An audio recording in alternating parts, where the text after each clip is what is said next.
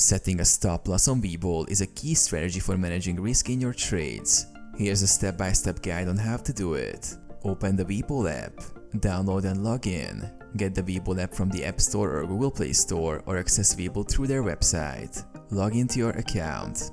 Access the stock or option trade. Search for the asset. Use the search bar to find the stock or option you want to trade. Tap on it to view detailed information. Place a trade. Initiate trade. Tap on the trade button to start the order process. Set order type. Select order type. Choose stop order from the list of order types.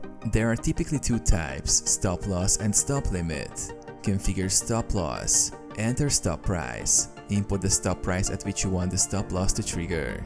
This is the price at which Webull will automatically execute your sell order. Additional settings. For a stop limit order, also enter the limit price, which is the lowest price at which you are willing to sell. Review and submit. Confirm details. Review your stop loss order details, including the stop price and order type. Submit order. Tap submit to place the stop loss order. Monitor your order. Track status. Go to the orders or portfolio tab to monitor your stop loss order and make adjustments if needed.